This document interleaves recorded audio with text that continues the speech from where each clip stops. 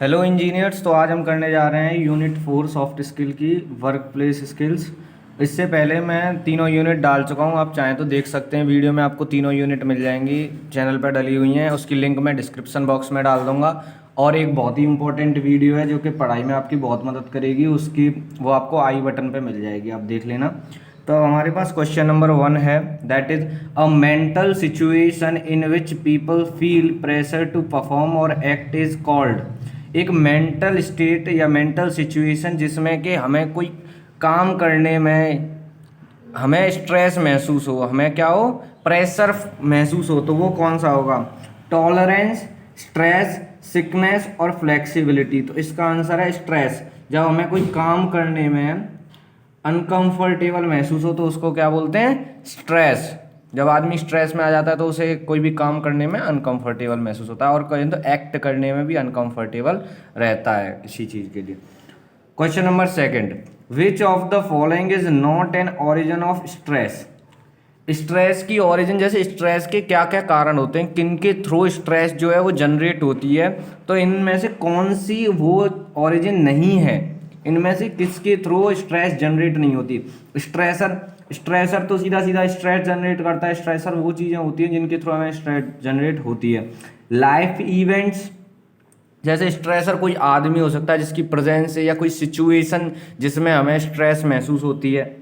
ठीक है, तो हमारे पास स्ट्रेसर तो स्ट्रेस जनरेट करता है। ये लाइफ इवेंट्स, कुछ ऐसे लाइफ इवेंट्स रहते हैं जो कि हमें स्ट्रेस महसूस कराते हैं। कि होता है ना, कुछ चीज़ें हमारी लाइफ में ऐसी हुई होती हैं जो हमें बर्डन फील कराती है हमारे माइंड पर। पर्सनैलिटी, किसी की पर्सनैलिटी या खुद की पर्सनैलिटी की वजह से भी कभी कभी स्ट्रेस आ जाती है। योगा एंड मेडिटेशन, योगा और मेडिटेशन तो स्ट्रेस को भगाता है, उसकी तरफ ओरिजिनेट नहीं करता, उसको कंट्रोल करने में हेल्प करता है। ठीक है, तो योगा और मेडिटेशन ही वो है जो जनरेट नहीं करता है स्ट्रेस। अब आते हैं हम नेक्स्ट क्वेश्चन पे। Question number 3, which of the following is are the types of stressors. इनमें से स्ट्रेसर के टाइप कौन कौन से? Chemical stressors, phobia stressor, commuting stressor. Chemical stressors होते हैं जैसे कि दवाई लेने से स्ट्रेस जनरेट हो जाना, ठीक है, वो होते हैं हमारी केमिकल स्ट्रेसर। फोबिया स्ट्रेसर, किसी चीज़ से डरना, उसके थ्रू, जैसे किसी को अंधेरे से डर लगता है, तो अंधेरे से डर लगता है तो उसको अंधेरे का सुनते ही स्ट्रेस आ जाएगा दिमाग में, अंधेरे की मालूम पड़ेगी कहीं अंधेरे में काम करना है तो स्ट्रेस आ जाएगी, तो वो फोबिया स्ट्रेसर हो गया। कम्यूटिंग स्ट्रेसर, कम्यूटिंग स्ट्रेसर्स होते हैं ट्रैवल की थ्रू जो स्ट्रेस जनरेट होती है। कुछ लोग जो घर से ज़्यादा बाहर नहीं निकलते उन्हें स्ट्रेस होती है, किसी किसी को बस में जाने से स्ट्रेस हो जाती है। और जो लोग ज़्यादा बाहर नहीं निकलते उन्हें अगर कहीं लॉन्ग ट्रिप पे जाना हो तो उन्हें सामान की स्ट्रेस हो जाती है, कैसे संभालेंगे। और जो लोग जाते हैं उनको तो आदत होती है। यानी कि ये सभी हमारे पास स्ट्रेसर्स के टाइप हैं। Question number 4, ways which helps you out to adjust और मैनेज स्ट्रेस इज कॉल्ड। ऐसे तरीके जो हमें स्ट्रेस को मैनेज करने में मदद करते हैं, एडजस्ट करने में मदद करते हैं। कि हमारे माइंड पे अगर स्ट्रेस आ रही है तो उससे हम या तो अपना ध्यान हटा दें या उसे मैनेज करें, उससे ज़्यादा डिप्रेशन में ना चला जाए। तो stress management, stressors, stress controller, तो वो होते हैं हमारे पास स्ट्रेस मैनेजमेंट टेक्निक्स जो हमें मैनेज करने में हेल्प करती है। नेक्स्ट क्वेश्चन पे आते हैं। Question number 5, which of the following is not a symptom of stress. Stress का सिम्टम कौन सा नहीं? इरिटेबिलिटी, इरिटेबिलिटी, जब कोई आदमी स्ट्रेस में होता है तो वो हर चीज़ से इरिटेट हो जाता है। स्लीपिंग डिसऑर्डर, देखा होगा जब आदमी बहुत ज़्यादा स्ट्रेस या टेंशन में होता है, जैसे बिजनेस टेंशन है या कोई फैमिली टेंशन है, तो नींद नहीं आती, डिसऑर्डर हो जाता है नींद का।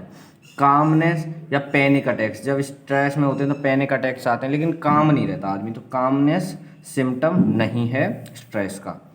Question number 6, what is 4A technique of stress management. Stress manage करने की 4A टेक्निक जो होती है वो क्या है? तो 4A's जो होते हैं वो डिनोट करते हैं हमारे पास, इसमें मैंने ऑप्शंस नहीं रखे, सीधा सीधा बता दिया है आपको कि जिससे कि आपको आए तो चारों ही चीज़ें मालूम हों। ऑप्शंस रख दूंगा तो हो सकता है कोई मिस हो जाए। तो हमारे पास अवॉइड, या तो अवॉइड कर दो उस चीज़ को। ऑल्टर, ऑल्टर मतलब उसे पॉजिटिव वे में देखो, अपने हिसाब से मोड़ दो सिचुएशन को। जो सिचुएशन अगर आपको स्ट्रेस दे रही है तो उसे अपने हिसाब से मोड़ दो कि ये पॉजिटिव वे में ले लो, तो वो ऑल्टर हो गया। एक्सेप्ट, जो चीज़ जैसी है वैसी एक्सेप्ट कर लो कि हाँ है तो है, अब इसमें हम कोई चेंज नहीं कर सकते, तो ये हमारे पास एक तो स्ट्रेस को मैनेज कर देगा। अडेप्ट, अडेप्ट मतलब होता है कुछ चीज़ें अपने आप में चेंजेस ले आओ। जैसे तुम अगर कोई चीज़ पसंद नहीं है, स्पोर्ट्स पर्सन जैसे होते हैं, स्पोर्ट्स पर्सन को क्या है कि अगर कोई नॉन वेज नहीं खाता, नॉन वेज पसंद नहीं है, लेकिन वहाँ पे थर्सडे को नॉन वेज बन रहा है, तो वो थोड़े थोड़ा अपने अंदर चेंजेस ले आते हैं, कुछ चीज़ें खाने लग जाते हैं। या फिर कोई आदमी नॉन वेज खाता है, वेज नहीं खाता, और एक ऐसी फैमिली में चला जाता है जहाँ वेज बनता है, तो उसे फिर अपने आप में थोड़ी स्ट्रेस ना लेकर चेंजेस लाने पड़ते हैं, तो वो हो गया adept. Question number 7, the capacity to recover quickly from difficulties और also known as bounce back ability is called. तो हमारे पास जैसे हमें कोई स्ट्रेस आ गई या कोई डिफ़िकल्टी आ गई, उससे बाहर निकलना या बाउंस बैक करना की जो एबिलिटी होती है उसे क्या बोलते हैं? रेजिलेंस, स्ट्रेस मैनेजमेंट, स्ट्रेसर्स या नन ऑफ दीज। स्ट्रेसर्स तो वो होते हैं जो ओरिजिन होती है स्ट्रेस की, जिनकी थ्रू स्ट्रेस होती है। स्ट्रेस मैनेजमेंट हो गया कि मैनेज करना है स्ट्रेस को, और रेजिलेंस होता है हमारे पास बाउंस बैक क्वालिटी जो होती है, एबिलिटी जो होती है रिकवर करने की। हमारे पास अगर कोई डिफ़िकल्टी है तो उससे रिकवर करने की जो कैपेबिलिटीज़ होती है उनको बोलते हैं resilience. Question number 8, which of the following is are the types of resilience? Physical, mental resilience, ठीक है, इनमें से कौन कौन सी टाइप्स हैं? इमोशनल रेजिलेंस, सोशल रेजिलेंस या ऑल ऑफ दिस। तो हमारे पास 4 टाइप के रेजिलेंस होते हैं, फिजिकल, मेंटल, इमोशनल और सोशल, ठीक है। तो बाउंस बैक करना जो होता है वो इन तरीके से होता है। तो ये सारे ही हमारे पास क्या हैं? टाइप्स ऑफ रेजिलेंस हैं। अब आते हैं क्वेश्चन नंबर 9 पे। क्वेश्चन नंबर 9 है, विच of the following problem leave long impact on individual? इनमें से कौन सी प्रॉब्लम लॉन्ग इम्पैक्ट डालती हैं? तो हमारे पास देखिए ये प्रॉब्लम होती है, major life problem, situational problems, daily problems या नन ऑफ द अबव। ये ऑप्शंस हैं, लेकिन ये 3 हमारे पास प्रॉब्लम्स होती हैं।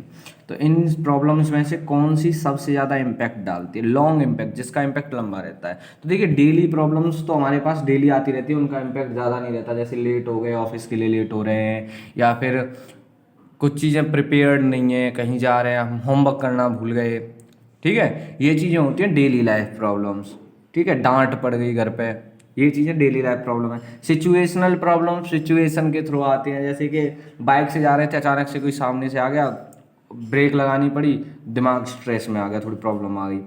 मेजर लाइफ प्रॉब्लम्स जो होती हैं ये हमें लॉन्ग इम्पैक्ट डालती हैं, जैसे कोई बहुत ही खास आदमी का गुजर जाना, या फिर अपने बेस्ट फ्रेंड से दूर हो जाना।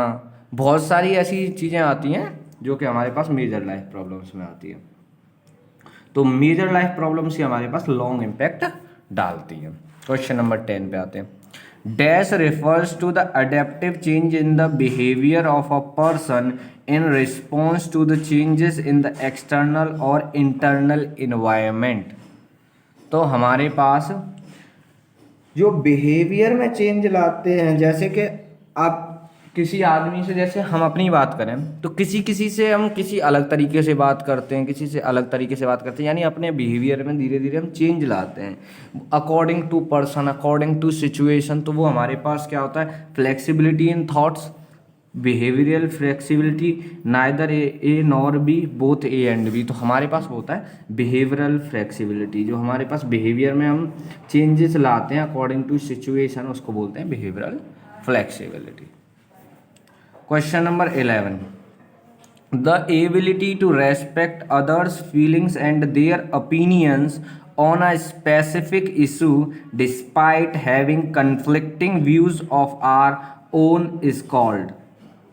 तो हमारे पास जैसे कि कोई और कुछ बोल रहा है, या उसकी कोई फीलिंग्स हैं, कोई वर्ड्स हैं, उसका कुछ सोचना है, उसको हम सुनते हैं ध्यान से और उसमें से चीज़ें ढूंढते हैं, यानी उसको ध्यान से सुनना और उसकी चीज़ों को मानना, जबकि हमारे खुद के कुछ अलग व्यूज़ हों, हम उससे बिल्कुल भी, जो वो बोल रहा है उससे हम बिल्कुल भी संबंध नहीं रखते, यानी कि हमारा माइंड उस चीज़ को बिल्कुल अपोज करता है, फिर भी उसे सुनना और टॉलरेट करना एक तरीके से, तो वो क्या बोल जाएगा? Tolerance, self belief, flexibility, resilience या टॉलरेंस। तो वो हमारे पास होता है tolerance. Question number 12, question number 12 है, dash improves the adjustability of a person. Adjustability को कौन इम्प्रूव करता है? फ्लेक्सिबिलिटी, रेजिलेंस, स्ट्रेस या टॉलरेंस। तो हम लोगों के साथ एडजस्ट हो जाएंगे जब हम उनकी कुछ चीज़ें जो हमें पसंद नहीं है उनको टॉलरेट करेंगे, तो वो हमारा क्या होता है, टॉलरेंस एडजस्टेबिलिटी को इम्प्रूव करता है एक पर्सन की। Question number 13, confidence in your own skills and ability is known as. अपनी खुद की एबिलिटीज़ में कॉन्फिडेंस रखना, अपनी स्किल्स पे कॉन्फिडेंस रखना, उसको क्या बोलेंगे, सेल्फ बिलीफ, फ्लेक्सिबिलिटी, टॉलरेंस या रेजिलेंस। मुझे अपने आप पे भरोसा है कि मैं ये काम कर सकता हूँ, या फिर मैं 100 मीटर रनिंग इतने टाइम में कर सकता हूँ कोई पर्टिकुलर टाइम में, तो वो क्या हो गया, मेरा सेल्फ बिलीव हो गया ना कि मुझे अपने आप पे भरोसा है, सेल्फ बिलीव। ठीक है। Question number 14, dash makes you overcome the failure. Failure से ओवरकम, जैसे एक बात बताइए, मैं रनिंग करता हूँ, कंटिन्यूसली रनिंग करता हूँ और जीतता आ रहा हूँ, या फिर कई बार मैं जीत चुका हूँ कोई कंपटीशन और फिर मैं हार गया, तो उस वक्त अगर मुझे पूरा अपने आप पे विश्वास है कि मैं जीत सकता था, तो फेलियर से ओवरकम आ जाऊंगा कि मेरी तैयारी में कमी रही थी, या फिर मैंने ज़्यादा अच्छी तैयारी नहीं की थी, यही चीज़ आएंगी दिमाग में, ये तो नहीं आएंगी मैं कर नहीं सकता। अगर मुझे अपने आप पे भरोसा है कि मैं कर सकता हूँ, तो क्या आएगा दिमाग में, यही तो आएगा कि तैयारी में कमी रही है, सामने वाले ने अच्छी तैयारी की है तो वो जीत गया। तो हमारे पास फेलियर को ओवरकम कौन करता है, self belief. Question number 15, dash is the ability of a group of people to work well together. तो हमारे पास ये एक लीडरशिप स्किल्स में भी आती है, तो ऐसी एबिलिटी एक ग्रुप के पीपल की जो वो अच्छे से काम कर सकें साथ में, तो उसे क्या बोलेंगे, self belief, resilience, team work या नन ऑफ दिस। तो वो होती है हमारे पास टीम वर्क, एक टीम का साथ में काम करना, एक ग्रुप का साथ में काम करना क्या बोला जाता है, टीम वर्क। नेक्स्ट क्वेश्चन पे आते हैं, question number 16, which of the following is not essential team work skills. तो टीम वर्क स्किल्स कई होती हैं, टीम वर्क स्किल्स देखिए, लिसनिंग, लिसनिंग एक टीम वर्क स्किल है कि आप अगर अपनी टीम को ढंग से सुनते हैं, आप अपने टीम मेंबर को ढंग से सुनते हैं, कनेक्टिविटी क्रिएट करता है। कोलैबोरेशन, जब आप कोलैब करते हो अपने साथियों के साथ, तो वो टीम वर्क। प्रॉब्लम सॉल्विंग, आप प्रॉब्लम सॉल्व करते हो।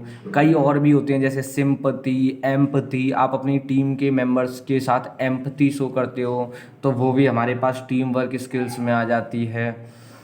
ठीक है, रेस्पेक्ट देना, अच्छी स्पीकिंग क्वालिटी, ये सब क्या आती हैं, टीम वर्क स्किल्स में आ जाती हैं। ठीक है, तो इसमें से हमारे पास जो टीम वर्क स्किल्स ना हो वो है none of these. Question number 17 पे आते हैं, dash helps to share ideas and suggestion with each other. हमारे पास एक टीम वर्क में, ये भी टीम वर्क स्किल्स ही हैं, ये चीज़ याद रखना। मैंने टीम वर्क स्किल्स को ज़्यादा से ज़्यादा जो कवर करने की कोशिश की थी, इसीलिए 2 क्वेश्चन बनाए थे कि हमें अपने आइडियाज़ और सजेशंस को शेयर करने में हेल्प करती है एक टीम में। तो वो क्या होती है, टाइम मैनेजमेंट। टाइम मैनेजमेंट एक टीम वर्क स्किल है, आप टाइम मैनेज करोगे तो टीम अच्छी चलेगी, लेकिन ये इसका नहीं है जो हमें आइडियाज़ को शेयर करने में मदद नहीं करती। कम्युनिकेशन, कम्युनिकेशन हमें करता है। कम्युनिकेशन इज़ द प्रोसेस जिसमें हम आइडियाज़ और थॉट्स को शेयर कर सकते हैं by using any of the language. तो हमारे पास कम्युनिकेशन क्या है, जो शेयर करने में हेल्प करता है। तो ये भी हमारे पास कम्युनिकेशन भी एक टीम वर्क स्किल है। कोलैबोरेशन पहले ही बता चुका हूँ, collaboration. Tolerance, tolerance is also an team work skill. Collaboration भी एक अच्छी स्किल है टीम वर्क की, क्योंकि वो टॉलरेंस जो है वो अच्छी स्किल है, क्योंकि हम टॉलरेट करते हैं कुछ चीज़ें। जैसे हमारी टीम में कोई मेंबर है, उसने ऐसा कोई पॉइंट रखा जो हमें बिल्कुल पसंद नहीं है, लेकिन फिर भी हम उसको सुनते हैं, उसमें से चीज़ें अच्छी छांटते हैं, सीधा सीधा उसका अपोज नहीं कर देते, अरे तू बेकार है, तू नहीं कर सकता। तो वो टीम को क्या करेगा, बेकार कर देगा, कि टीम उसके अंदर ये आएगा कि मेरी कोई ज़्यादा टीम में वैल्यू नहीं है। वैल्यू हमें हर किसी पर्सन की देनी होती है, तभी तो टीम अच्छी चलती है। तो tolerance is also team work quality. तो अब आते हैं हमारे पास क्वेश्चन नंबर 18 पे। Dash refers to the qualities that make someone a good leader. तो हमारे पास एक लीडर बनने के लिए कौन सी क्वालिटी की जरूरत होती है, लीडरशिप, टॉलरेंस, सेल्फ बिलीव और लिसनिंग। तो सबसे पहले लीडर बनने के लिए लीडरशिप क्वालिटी होनी चाहिए। ठीक है। Question number 19, which of the following is are the leadership qualities. इनमें से कौन कौन सी लीडरशिप क्वालिटीज हैं। तो अगर एक लीडर है तो वो पूरी टीम को लीड करता है, उसका टीम का हर मेंबर उसे पसंद करना चाहिए, और हर मेंबर उसे पसंद करे इसका मतलब वो हर मेंबर के साथ कनेक्ट होना चाहिए, हर मेंबर को उसे कोलैबोरेट करना होगा, उसे हेल्प करनी होगी, उसके साथ खड़ा होना होगा, तभी वो एक अच्छा लीडर बन पाएगा। तो लीडरशिप की क्वालिटीज़ क्या होनी चाहिए? इंटीग्रिटी, रेस्पेक्ट, एम्पथी या ऑल ऑफ दिस। तो ये सभी होंगी। इंटीग्रिटी मतलब साथ में लेकर चलना टीम को, हर मेंबर की रेस्पेक्ट करना, हर मेंबर की फीलिंग्स को फील करना कि वो कैसा फील करते हैं। तो ये सभी हमारे पास क्या है? लीडरशिप क्वालिटीज़ हैं। और भी लीडरशिप क्वालिटीज़ होती हैं, ये अच्छा स्पीकर होना चाहिए, ठीक है, एक लीडर, उसकी कम्युनिकेशन अच्छी होनी चाहिए, उसकी नॉलेज अच्छी होनी चाहिए, और वो लिसनर भी अच्छा होना चाहिए जिससे अपनी टीम की चीज़ों को सुन सके। और भी क्वालिटीज़ लीडर की होती हैं। तो ये चीज़ें तो आप कवर कर ही लेंगे, सिंपल सी चीज़ थी। क्वेश्चन नंबर 20 पे आते हैं। क्वेश्चन नंबर 20 है हमारे पास, dash is that sense of understanding to feel the emotions of others when you lead them. तो ये एक लीडरशिप क्वालिटीज में ही आएगा कि जब आप किसी को लीड कर रहे हो तो उसके इमोशंस को, is that sense of understanding to feel the emotions of others when you lead them. उनकी लीडर देखो, एक तो इमोशंस को फील करना, वो एम्पथी भी होता है। एम्पथी वह भी आता है कि एम्पथी क्या होता है? दूसरे के इमोशंस को फील करना। लेकिन यहाँ पे एम्पथी इसीलिए नहीं आएगा क्योंकि एम्पथी जब आप लीड करते हो तो उसको एम्पथी ना बोल के उसको बोलते हैं कंपेशन। तो इसका क्या होगा? कंपेशन। रेस्पेक्ट तो रेस्पेक्ट देना। सिंपथी मीन्स उसकी फीलिंग्स को रिएक्ट करना, कि जैसा अच्छा लगे रिएक्शन। जैसे अगर कोई दुखी है तो उसके दुख में रिएक्ट करना, चाहे आप फील नहीं कर रहे हो उन चीज़ों को। और एम्पथी होता है पूरी तरह से फील करना। लेकिन जब आप लीडरशिप क्वालिटीज़ में बात करो, जब आप लीड कर रहे हो टीम को, तो वो कहलाता है compassion. Question number 21, what is the meaning of word etymology? Etymology का मतलब क्या होता है? Pay attention to avoid, to be connected, none of this. तो ये एटिमोलॉजी आ सकता है, इसका है pay attention to. Question number 22, dash is an act to hear and understand. सुनना और समझना, वो एक्ट क्या कहलाता है? हियरिंग, ये तो सिर्फ सुनना सुनना हो गया। Listening, speaking, neither A nor B. तो हमारे पास सुनना साथ साथ समझना, वो प्रोसेस होती है लिसनिंग। क्वेश्चन नंबर 23 पे आते हैं, विच of the following is not a kind of speaking situation? इनमें से कौन सी स्पीकिंग सिचुएशन नहीं है? Interactive, partially interactive, non interactive या नन ऑफ दिस। तो हमारे पास तीन स्पीकिंग सिचुएशन होती है। एक तो इंटरैक्टिव। इंटरैक्टिव वो होती है जहाँ दोनों पार्टीज पूरा इंटरेक्ट कर रही हैं। जैसे अगर मैं कुछ बोल रहा हूँ तो साथ में उसका जवाब या जो चीज़ें मुझे चाहिए, इन्फॉर्मेशन साथ में आ रही है, पूरा इंटरेक्शन दिख रहा है दोनों पार्टीज़ का, तो वो इंटरेक्टिव होती है। पार्स या जनरल टॉक, जैसे जनरल टॉक इसका एक एग्जांपल हो सकता है, जैसे हम अपने दोस्तों से बात करते हैं। पार्शियली इंटरेक्टिव, पार्शियली इंटरेक्टिव का मतलब है मैं बोल रहा हूँ तो उसमें दूसरी पार्टी बोल सकती है, मतलब उसको अपना पॉइंट रखने का या क्वेश्चन पूछने का मौका है। वो पूछना चाहे न पूछना चाहे उसकी मर्जी है, लेकिन ज़्यादातर स्पीकर बोलता है और दूसरी पार्टी बहुत कम बोलती है। यानी सीधे सीधे बातों में करें, स्पीच के बीच में कोई चीज़ पूछना चाहे तो पूछ सकता है, लेकिन स्पीच एक वन वे प्रोसेस होती है। पार्शियली इंटरेक्टिव हो गया। नॉन इंटरेक्टिव हो गया जहाँ पे आप एक ही पार्टी बोलती रहे, दूसरे के पास मौका ही ना हो बोलने का। जैसे हम न्यूज़ सुन रहे हैं तो वो हमारे पास नॉन इंटरेक्टिव हो गया। तो इसका क्या है? None of these. Which of the following is not a kind of speaking situation? इनमें से तीनों ही स्पीकिंग सिचुएशन थी, तो ये नन ऑफ दीज हो गया। तीन ही होती हैं स्पीकिंग सिचुएशंस। अब आते हैं क्वेश्चन नंबर 24 पर। Dash is a mental attitude in which we expect good and favourable results. तो हमारे पास एक मेंटल एटीट्यूड जिसमें हम अच्छे और अपने पक्ष में रिजल्ट्स को सोचते हैं, एक्सपेक्ट करते हैं कि ऐसा आएगा, हमारी एक्सपेक्टेशंस रहती हैं, तो उसको क्या बोलते हैं? लीडरशिप, पॉजिटिव थिंकिंग, इंटीग्रिटी या नन ऑफ दिस। तो उसको बोलते हैं हम पॉजिटिव थिंकिंग। और ये हमारा लास्ट क्वेश्चन इस यूनिट का, विच of the following is not a mind control technique? इनमें से माइंड कंट्रोल टेक्निक कौन सी नहीं है? जैसे हमें स्ट्रेस महसूस हो रही है या हम टेंशन में हैं, तो उसको अपने माइंड को कंट्रोल करने के लिए कुछ लोग म्यूजिक सुनते हैं, सेल्फ हिप्नोसिस, अब मिरर टॉक, ये सभी हमारी माइंड कंट्रोल प्रोसेस टेक्निक्स हैं, ठीक है। मेडिटेशन भी माइंड कंट्रोल टेक्निक है, कई होती हैं माइंड कंट्रोल टेक्निक। तो हमारे में इनमें से कौन सी माइंड कंट्रोल टेक्निक नहीं है? तो सारी ही माइंड कंट्रोल टेक्निक है, तो इसका हो जाएगा नन ऑफ दीज। तो गाइज वीडियो कैसी लगी? मैंने ज़्यादा से ज़्यादा लगभग इसमें मैंने जो 25 क्वेश्चंस लिए हैं, इसमें आपकी पूरी यूनिट बहुत ही अच्छे से कवर हुई है। अगर आप ध्यान से सुनते हो सभी क्वेश्चंस को तो बहुत अच्छे से कवर हुई है। शेयर करो ज़्यादा से ज़्यादा, क्योंकि व्यूज़ उतने अच्छे नहीं आ रहे हैं वीडियोज़ पे जितना मैं काम कर रहा हूँ। इसके लिए ज़्यादा से ज़्यादा शेयर करो जिससे कि व्यूज़ अच्छे आएँ और सब्सक्राइबर्स भी इंक्रीज़ हों, जिससे मन करे और ज़्यादा वीडियोज़ बनाने का। और मैंने फिजिक्स की वीडियोस डाल दी हैं, उसकी आपको लास्ट में मिल जाएगी फिजिक्स की वीडियोस भी, और इसकी भी लास्ट वीडियोस मिल जाएंगी। और आई बटन पे जो वीडियो उसे ज़रूर देखना, बहुत इंपॉर्टेंट है। और गाइस सब्सक्राइब करना मत भूलना और शेयर करना तो बिल्कुल मत भूलना। Thank you guys.